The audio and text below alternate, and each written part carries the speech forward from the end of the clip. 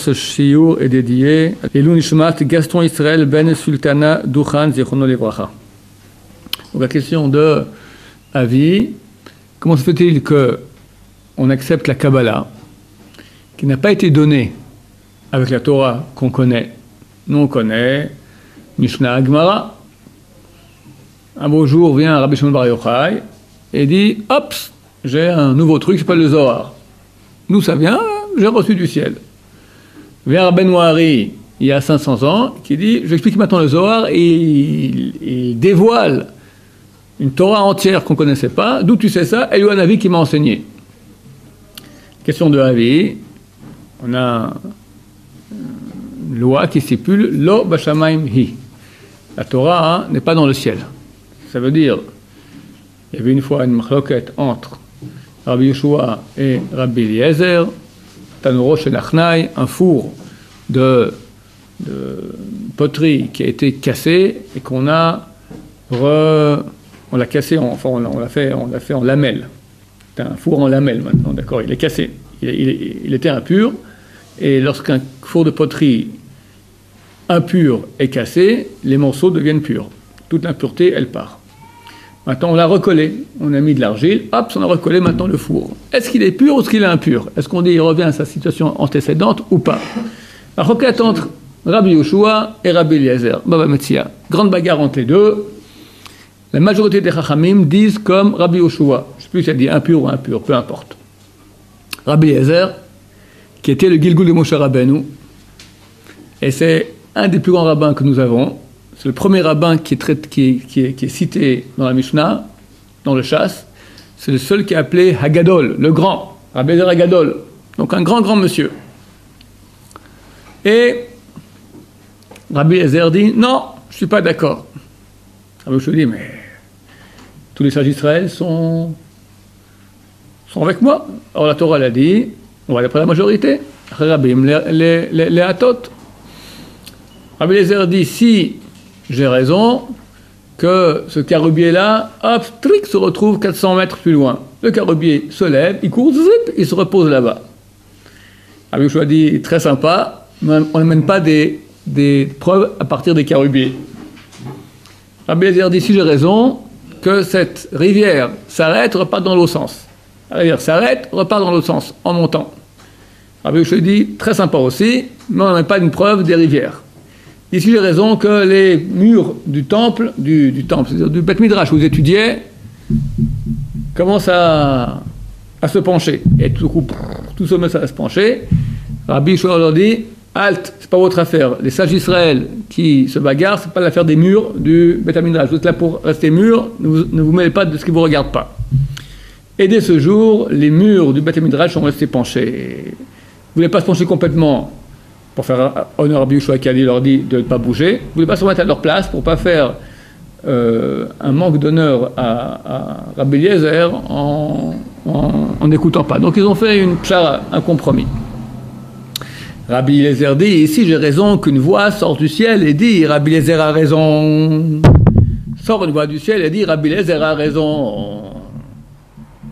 Rabbi Yoshua dit, Lo Bashamayim, la Torah nous a été donnée. Elle n'est pas dans le ciel. Donc le ciel n'a pas à se mêler de cette histoire-là. Demande à Gemara, et Dieu, qu'est-ce qu'il a dit à ce moment? Il a dit, en souriant, Nitzruni bana Nitzruni. Mes enfants m'ont vaincu, ils m'ont vaincu. En souriant. C'est-à-dire qu'il a accepté que la Torah, maintenant, elle est dans les mains des sages d'Israël. Maintenant, si un grand sage d'Israël vient et découvre de la Torah, comment? Hachem lui a envoyé. On considère au niveau mystique que Moshe Rabbeinu, il est revenu.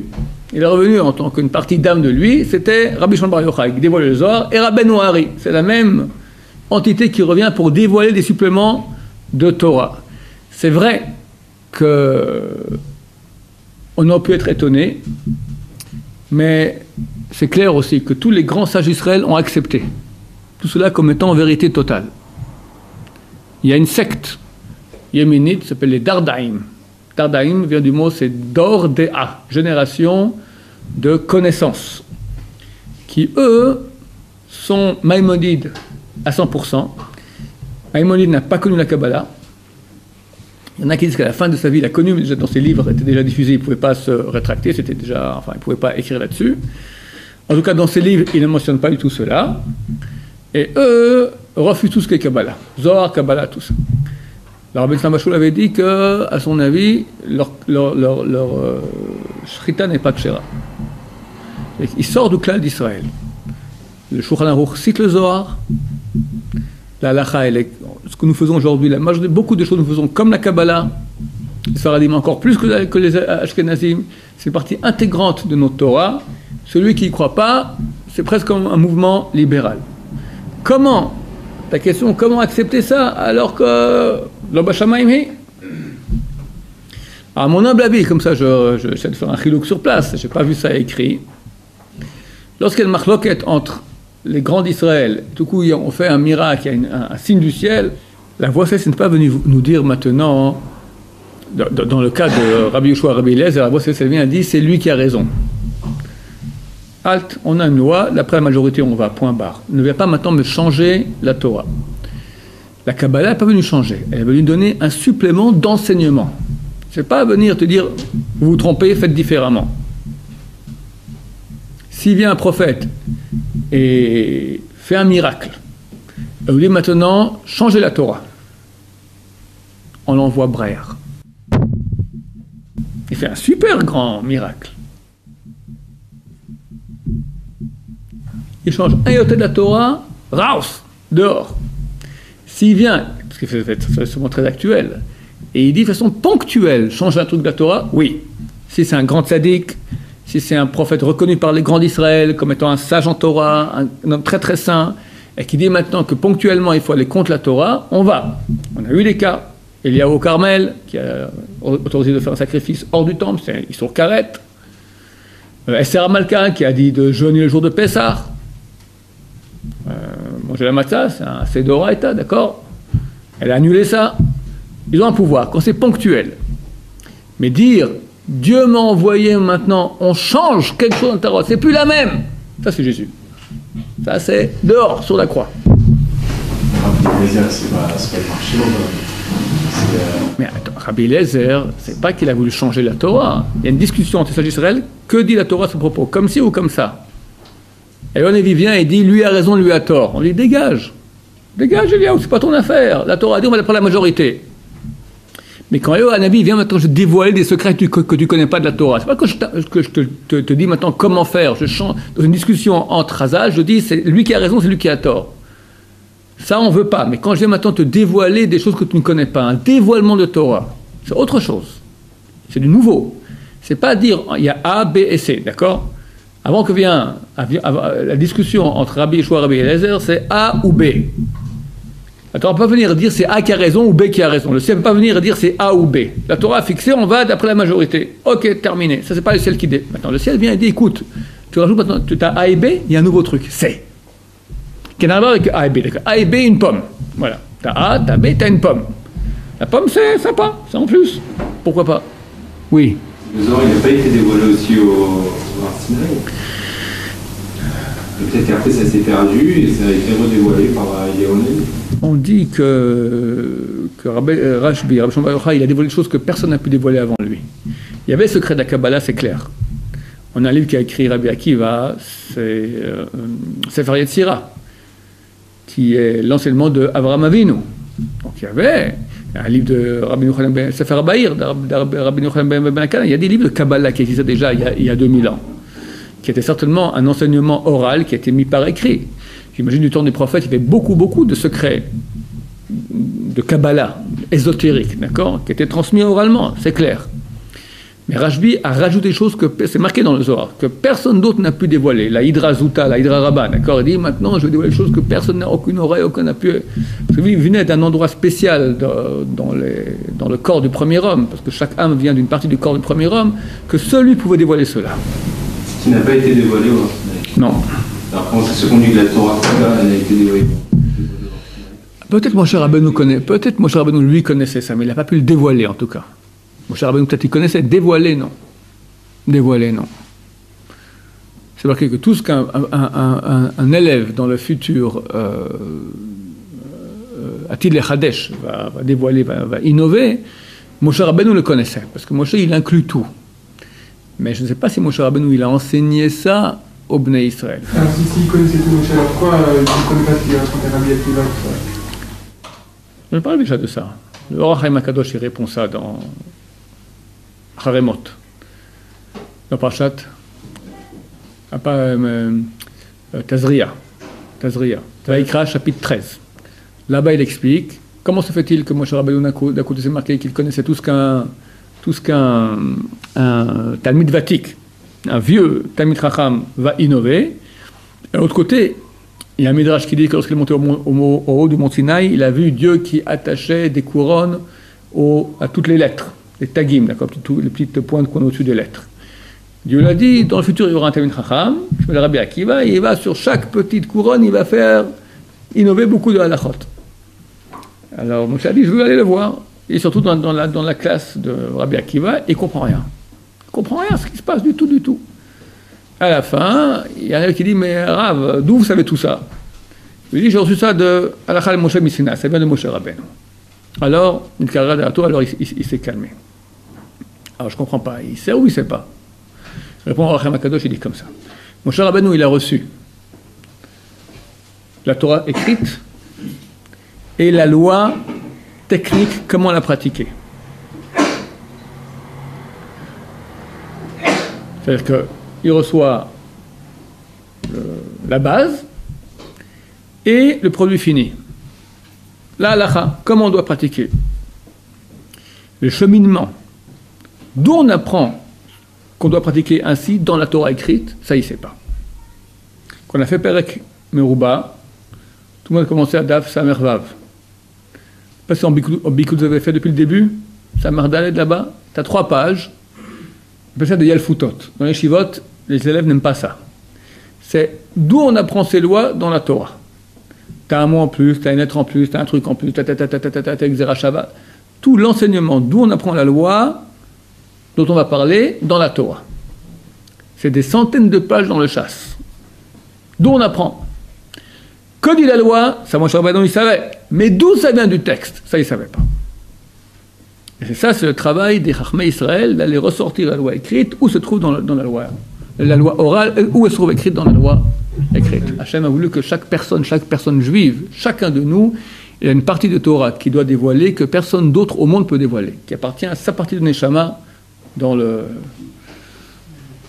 Chacun, on dit qu'il y a 600 000 lettres dans la Torah, il y en a moins, d'accord, il y en a plus, je ne sais pas, en tout cas, on a une certaine partie de Torah en nous, d'où nous provenons une certaine partie de la Torah, et c'est que nous qui pouvons l'exploiter, cette partie, plus que les autres. L'importance de bien étudier, messieurs, sinon on revient en Gilgoul. Quelqu'un qui n'a pas étudié tout ce qu'il devait étudier, revient en Gilgoul. Et puis, faut faire vite. Oui, Jackie. Non, à cause de Yerida Tadorod, on voit beaucoup de balles en moustique par rapport à... Oui et non. Alors comment eux, qui sont plus grands que nous, ils ne peuvent pas découvrir une autre partie à nous de Neshama que nous, seulement on peut découvrir, c'est pas possible. Je vais expliquer comment ça se passe. C'est vrai que les problèmes de Neshamot sont beaucoup plus grandes. Ils sont énormes. C'est comme un arbre, c'est le tronc de l'arbre. Comme dans un bâtiment, c'est les fondations. On met les grosses pierres. Bon. Nous, on est les minus. On fait les finitions. Tu prends un petit pinceau et tu mets un peu de couleur là. Tu fais les derniers tikkunim, les dernières réparations qu'il y a à faire. Attends, le type qui fait les fondations, il a un tracteur. Un truc énorme, un D9, d'accord. Il peut faire la finition. C'est pas son truc. Lui, son job, c'est ça. La Vot Akdoshim, les Lévi'im, tout ça, c'était les fondations de Ham Israël. Alors, c'était le tronc, c'est les grosses œuvres. Nous, on peut rien, qu'est-ce qu'on est? C'est des centaines de kilos, un milligramme, on a un milligramme par rapport à des centaines de kilos. Mais le milligramme, ce que tu peux faire toi, personne d'autre peut le faire. La finition. Mais nous, on n'étudie que les commentaires, des commentaires. On ne peut pas nous sortir un rideau. Si, on peut. Bien sûr. Les chidushim que jamais eux ont fait, parce qu'eux, ils ne s'occupaient pas de ça. Tous les chidushim qu'on fait dans le shiur du Rav Danino, c'est tous les chidukim d'akim dans la halakha, ils ne faisaient pas ça il y a un siècle. Ça n'existait pas. C'est contemporain à notre époque. Il y a une Torah de chaque époque, une Torah qui est nouvelle. Parce qu'on va plus dans le détail, encore plus, et en plus dans la svara, et plus dans la finesse. arrive toujours à un Mefaresh qui dit la même chose que nous. Non, jamais de la vie. Rav Danino, c'est beaucoup de Chidushim à lui. Chazonish, tout cela, tout ça. C'est des livres entiers. Aujourd'hui, tu as des livres, mais je crois que tous les jours, il y a 4-5 livres en Torah qui sortent en Israël. C'est des Chidushim aux gens qui l'ont écrit, c'est pas des choses qui se trouvent dans d'autres endroits. Au Hashem, la Torah, elle est presque infinie. Chacun, il y a des parties à lui. Tu vois, ces quelques années, par an, c'est à Strasbourg, ici, à Yishot Yosef, à la fin, tu fais des Chidushim à toi, c'est évident. En Bet Midrash bli Chidush, c'est marqué. Il n'y a pas de Bet Midrash sans Chidush. Il n'y a pas de Bet Midrash sans Chidush. Chidush! Il y en a qui n'arrivent pas à les faire. Ils travaillent pas assez. Quelqu'un qui travaille bien, il pourrait y arriver. Là, moi j'en connais, ils travaillent, ils crient le matin. Depuis combien de temps ils travaillent? Je sais pas, 2 ans peut-être. C'est quoi 2 ans? Non, mais... C'est quoi 2 ans? Si quelqu'un n'a pas de satisfaction, le pauvre, 2 ans il lâche quoi. 2 ans il a rien. Avant 10 ans, la satisfaction ne vient pas de faire des chidushim à soi. Un chidouche, une compréhension. Ça, c'est un autre niveau. Tu parles d'un autre sujet, on peut parler maintenant. Dieu ne regarde pas maintenant. C'est vrai que c'est difficile parce qu'on a envie de comprendre. On a envie de savoir et de faire plus. Mais c'est marqué que c'est complètement faux. Que ce soit peu ou beaucoup, l'essentiel que ce soit les Shem Shamayim. Quand quelqu'un il a compris ce que lui peut comprendre, il a fait ce qu'il devait faire. C'est fantastique. Si ce type-là il a un problème, c'est qu'il est jaloux, il regarde de côté, et ça le mine parce que son copain qui est arrivé après lui, il avance plus vite que lui, problème de jalousie. Et si on comprend qu'on est différent, et que tout ce qui me remplit c'est Hachem, et pas moi par rapport à l'autre, on vit très heureux. C'est une bonne jalousie, La Kenas Sofrim Tarbe Chochma, c'est marqué, la jalousie qui entre les Talmid Chachamim fera qu'il y aura plus de sagesse. Et c'est un pis-aller, c'est pas bon. C'est pas bon. C'est pas bon. C'est bien, mais c'est une jalousie bien canalisée, parce qu'elle amènera du bien dans le monde. Et encore, c'est vraiment bien canalisé. Mais c'est pas génial. Alors il faut comprendre qu'est-ce qu'on dit par pas jalousie. Si vraiment il est jaloux, et il est triste parce que lui n'arrive pas comme l'autre, c'est pas une bonne jalousie. Si c'est marqué comme ça, c'est marqué... Donc ça, il amène une Gemara qui dit que dans l'Olam Haba, chaque tzaddik est brûlé par la choupa de l'autre tzaddik. Dans l'Olam Haba, il y aura des degrés. Et le fait qu'un autre qui était avec moi sur le même banc arrive plus haut, ça va me brûler. Donc c'est très curieux parce que lui, il écrit ça, il donne plusieurs façons de penser. Il dit, il y a 3 niveaux. Celui qui fait maintenant les mitzvot, parce qu'il veut être parfait. Et que chaque fois qu'il y aura une imperfection en lui, ça lui fait mal parce que c'est contraire au désir d'Hachem d'être parfait. Ça, c'est le meilleur niveau. Et un deuxième niveau, qui est celui que je viens de citer, oui, c'est pour Olam Haba. D'accord? Et un troisième niveau, après, si je me souviens bien, très terrestre. Il dit, comment maintenant, il y en a qui disent, moi ça va, bon, je ne vais pas m'esquinter, j'aurai pas un grand Olam Haba, j'aurai un petit Olam Haba, ça me suffit. Il dit, c'est une paresse. Parce que déjà dans ce monde-là, est-ce que tu supportes de voir quelqu'un d'autre, inférieur que toi, monter tout à coup, être meilleur que toi? Ça te fait mal, tu es jaloux. Alors si tu es jaloux ici, Kosheken dans le monde de vérité. Maintenant, l'histoire de jalousie, où on est brûlé par la choupa de son prochain, c'est pas dit dans le dernier cas du jaloux méchant, d'accord? Il parle de celui qui parle dans l'Olam Haba, c'est un meilleur niveau. Et la question se pose, il n'y a aucune différence. Si je suis jaloux ici dans ce monde, quelqu'un qui m'a dépassé, alors c'est que je suis un type bâche, un petit, et tu me parles de l'Olam Haba, là-bas, les tzadikim, ils sont petits, ils sont brûlés par la choupa de leur prochain, ça leur fait mal que l'autre a plus réussi. C'est pas les tzadikim, c'est pas Olam Haba, c'est le monde des idiots dans son aussi. Réponse. C'est pas qu'ils sont jaloux et je lui en veux, je l'aime pas parce qu'il est plus haut que moi. Je dis dommage que j'ai pas plus investi parce que j'aurais pu arriver plus haut comme lui. C'est pas que j'en veux à lui, je l'aime beaucoup. Je n'en veux pas du tout. Un jaloux dans ce monde-là, il déteste la personne dont il est jaloux. Là, quand on parle de l'Olam Haba, il est amoureux de la personne. Il admire, il aime beaucoup. Il dit dommage que je ne suis pas arrivé aussi haut que lui, j'aurais pu. Pardon? Ça va à soi-même. Cette jalousie, ça c'est bien. Ça c'est une bonne jalousie. Très bien. Et maintenant, quelqu'un au Beth Midrash il est jaloux parce que son copain fait plus de Chidushim, et à cause de ça il étudie plus. Ça, c'est une jalousie. C'est mieux que ce soit dans la Torah plus que dans les bagnoles, ou dans l'argent, ou dans les habits. Mais c'est pas génial. C'est pas une bonne jalousie. C'est un bon début. C'est un bon début. Mais il faut comprendre, il faut travailler là-dessus. Parce que toujours, il y aura des gens mieux que nous. Et quelqu'un, quand ça le mine de voir quelqu'un de mieux que lui, il a un problème grave. Il faut comprendre que ta valeur n'est pas du tout dépendante de l'autre. Ta valeur est toi par rapport à Hachem. Hachem t'aime.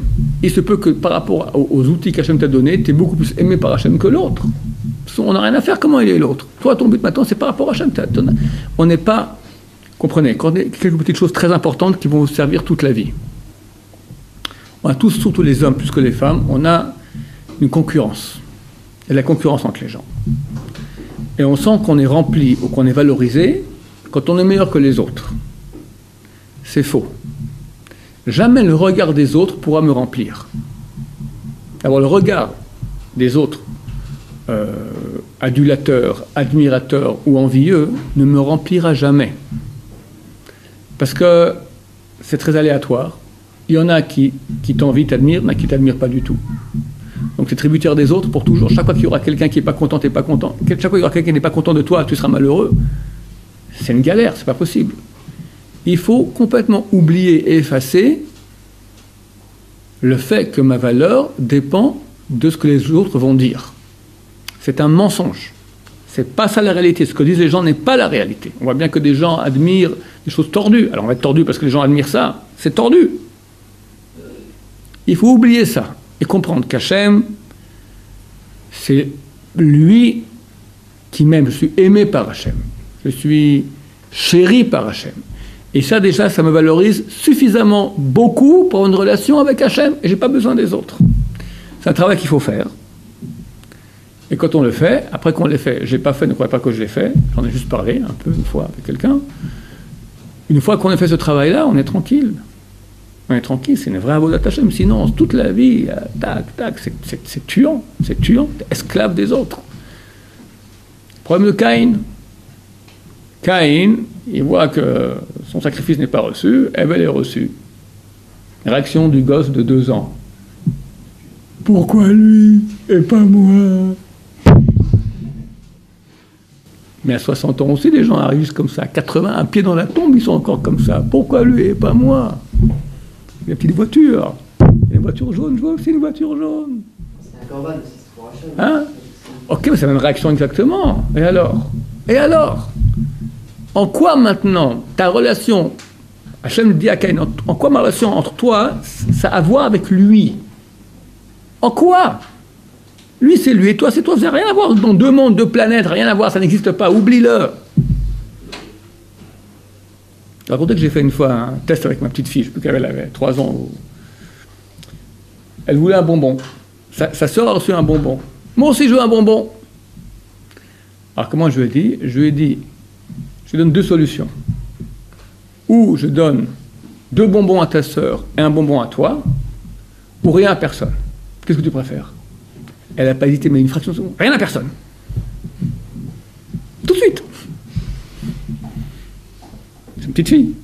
C'est un gosse. Mais c'est la nefesh béhémite. C'est la nefesh animale. On ne peut pas supporter que quelqu'un d'autre ait plus que moi. Caïn tue Abel. Pour ça. 4 personnes dans le monde. 4 personnes. Va dans une île déserte. Elle prend toute l'Amérique pour toi. Laisse tranquille. En Asie, en Amérique. Non. Que lui dit Hachem? Im tetiv set, bimlo tetiv le petar hatat rovetz. Im tetiv set. Si tu feras le bien, 7 tu monteras.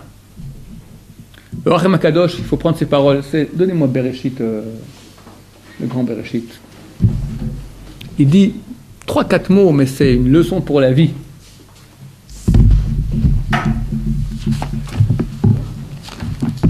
Sur ce verset, Im tetiv set. Achen kwas dvar Hashem hi. L'intention de Dieu dans cette parole qu'il a dit à Caïn était la suivante. Trilat dvarav, au début de ce qu'il lui a dit, Odio, il lui a dit Vesodo la date Elion Vesodo. C'est très beau, c'est de la poésie. Vesodo, il lui a dit, Tam a la raison, et la base, pour connaître la connaissance supérieure, Vesodo est son secret. Il va lui dire maintenant un secret, Hachem à Caïn. Et vous, Homo, en lui disant, Halo imtetiv, si tu feras le bien, Pérouge, c'est-à-dire, imtim imprinatatov, si tu seras dans l'aspect du bien. Kol ma'asecha shore alehen prinatatov. Dans toutes les actions, il y aura l'aspect du bien. Umatzmam hem mitnasim. Et tout seul, ils vont monter. Kiakudusha, car la sainteté, c'est donc le bien. Ena tzricha lacharim, n'a pas besoin des autres. Le bien, c'est la kedusha. La relation avec Hachem n'a pas besoin des autres. C'est tout le contraire. Ma relation avec Hachem, elle est absolument indépendante de ma relation avec les autres. Ça veut dire comment je suis par rapport à lui et lui comment il est. Quelqu'un qui est dans le entre nous, il n'est pas avec Hachem. C'est exactement l'antithèse. Tu veux être dans le bien, dans la Kedusha, branche-toi avec moi. Et là, tout seul, tu vas monter. Pas pour être mieux que l'autre. C'est pour être mieux que l'autre et pas avec moi. Tu es avec l'autre. Tu es contre l'autre, mais tu es en débat avec l'autre. Mets-toi avec moi. Oublie l'autre, mais oublie complètement. Il n'existe pas. Parce que c'est pas par lui que tu es ou par lui que tu n'es pas. Tu te branches avec Hachem, tu vas être. Tu es dans la vérité. Tu es dans la vérité, tu montes. Quelqu'un est dans le Emet, il monte. MS, comme ça t'a dit Jackie dans la cassette. MS, il faudrait que j'en parle. Ça fait plusieurs semaines que je me fais un cours sur le Emet, mais j'arrive pas à comment. Je donne un petit mot comme ça, je sais pas quoi vous dire. C'est quoi Emet? C'est quoi le Emet? Quoi l'Emet? C'est la seule chose au monde qui est vraiment. Et des personnes, quand on dit le mot Emet, ça les touche. Pourquoi ça les touche? Parce que ça touche quoi? On sent, c'est du vrai. Alors que ce qui est faux, c'est attirant, c'est la poudre aux yeux, mais ça n'a pas de valeur. C'est un des piliers du monde, le Emet. 3 piliers au monde. C'est Chotamosh Akadosh Baruch Hu, c'est la signature d'Hachem. Ça veut dire que ce contact avec Hachem ne peut faire que par Emet. Quand toi, tu es dans prendre un terme savant, dialectique, c'est-à-dire des rapports avec quelqu'un qui est mieux, tu es complètement dans le shaker. Donc il est impossible que tes actions que tu fasses réussissent. Ou si elles réussissent dans le mal, et le mal dans le mensonge à la fin il disparaît. Il disparaît, c'est un flop. Tu as investi dans du flop. Investi dans du vrai. C'est dur, parce que le monde entier nous dit flop, flop, flop, mensonge, mensonge, mensonge. Mais vous qui avez déjà fait le saut de venir à l'Yeshiva, vous avez compris à quel point il y a du mensonge dans le monde. Et vous avez certainement en vous cette lumière extraordinaire, ce cadeau fantastique. C'est la présence d'Hachem dans ce monde, c'est ça, c'est Emet. Et quand quelqu'un il est sensible au Emet, et attention, comment il faut être sensible au Emet? Ne pas mentir. C'est très dur. On vit dans un monde de mensonges, on est habitué à mentir à gauche, à droite, sans cesse, sans cesse. Quelqu'un qui ment, il perd sa sensibilité au Emet. Il devient un menteur avec lui-même. C'est-à-dire qu'il commence dans sa vie à croire des choses mensongères comme vraies. Il croit en mensonge. Il n'est plus avec Hachem. Parce qu'il ment. Il ment avec l'autre. Donc pour lui, la vérité n'a pas tellement de poids, donc il se ment à lui-même aussi. Et quand il sait maintenant, quelque part où la vérité est le mensonge, il fait un mensonge. Pour dire non, c'est bon, ça va. Hop, il prend le mensonge. Il s'habitue à mentir. Quelqu'un qui ne peut pas mentir, il ne peut pas mentir, tu vas l'attraper, il te dit la vérité, il ne peut pas mentir. Quand il y aura un choix après entre lui, entre sa raison qui lui dit le Emet est là, mais elle est dure. Et le mensonge est là, mais il est tellement plus facile et agréable. Il peut être dans le mensonge, il est Emet, il est sensible au Emet. Je peux faire, c'est contraire à ce qui est vrai, à ce qui est. Je ne peux pas être dans le faux. Normalement, quand on doit dire les mots à quelqu'un, Emet, vérité et faux, il y a une différence énorme au niveau du vécu de ces deux choses. Faux égale rien. Emet, c'est la seule chose qui est vraiment. Ça doit lui parler beaucoup. On est tellement dans un monde de mensonges. Je racontais que j'ai dit à ma fille, je lui donnais 10 shekels, elle me trouvait. On a reçu, on nous comme les dealers qui vont dans les écoles donner du shit aux enfants de 16 ans, qui ont, je sais pas, 12 ans aujourd'hui à l'école, nous on fait la même chose aussi avec le mensonge. On nous met dans la boîte aux lettres des revues de pub et des machins et des trucs. Il n'y a rien, même pas un article, rien que de la pub. Et ma fille, elle mange ses biscuits, puis elle regarde avec avidité derrière toutes les pubs, tous les machins. Je me dis, chaque fois, une pub sans mensonge. Je lui explique et je mets ça à la poubelle. C'est tout du mensonge. Mais pourquoi? Trouve-moi une pub sans mensonge. Avec cette perruque, vous serez la plus belle femme du monde. La plus belle. Venez réaliser vos vacances de rêve pour la somme modique de l'appartement le plus beau qui est... Je te vois, regarde, vérifie. Tu as une pub qui est vraie. Nous, on est tellement habitués à voir ça toute la journée. On gobe. Les élections. Est-ce qu'il y a un seul candidat aux élections qui dit une chose vraie? Hollande. Et les gens y croient. Ils sont tellement gais de mensonges.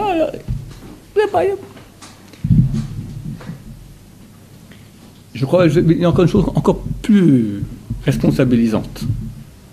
Aujourd'hui, la guerre des Arabes contre Am Israël, c'est une guerre de médias. Alors que nous sommes dans le droit, et c'est tellement simple. C'est évident, c'est très très simple. On était sur nos terres. Les vestiges archéologiques en témoignent, l'histoire en témoigne, les livres en témoignent. On habitait ici bien 1500 ans. On a été chassés, on revient. C'est pas compliqué, d'accord? C'est notre terre. Le Waqf, là-bas, à la mosquée, ils cassent tous les vestiges du temple, ils prennent des camions, tout ça, pour pas montrer. Mais là, ça, ok, t'as des grosses pierres, t'as un cotel, enfin, on connaît l'histoire. L'argumentation, elle est bête. Mais il y a tellement flot de non, vous occupez une terre qui n'est pas la vôtre, que même des bons juifs ne savent plus quoi répondre. C'est une guerre de mensonges, sans parler de toutes les fausses photos de pauvres enfants de Gaza, soi-disant violentés par les soldats israéliens. On sait que c'est des faux aujourd'hui. L'histoire de ce garçon qui a été tué, il semblerait par les habitants de Gaza eux-mêmes, d'accord, on a accusé de Tzahal, Charles Anderlin qui a fait toute cette histoire-là, d'accord, Shri. Donc il y a aujourd'hui une guerre de médias, de mensonges énorme. Quelle autre arme contre ça? On a la vérité avec le petit drapeau, ça sert à rien. Le mensonge, il est partout. Comment tu peux affaiblir le mensonge? En étant vrai, en étant émet. Ça parle énormément. Quand toi tu es vrai dans ta vie, quand tu dis un mot vrai, ça a un impact, ça a une puissance. Si quelqu'un ne fait pas attention à sa bouche au niveau du mensonge, il perd son seul phare qui lui permet de savoir où est Hachem. Hachem, il est émet, c'est la seule chose qui est émet, c'est Hachem. Si maintenant il se ment, il ne sait plus où est le émet. Alors il sait vaguement, oui Hachem, je crois à Hachem, mais tu ne le vis pas du tout. Tu es dans tes tripes, de mensonges tripes, dans tes rêves. Il y a des mensonges qui me sortent de la lame, est-ce qu'on le aussi? Normalement pas. On peut mentir que si c'est pour préserver le shalom ou pour que ça amène du bien. C'est pour se préserver, nous, d'une galère, c'est un vrai mensonge. C'est intéressé. Le mensonge désintéressé, il est bien. Intéressé, il n'est pas bien. Baruch Adonai.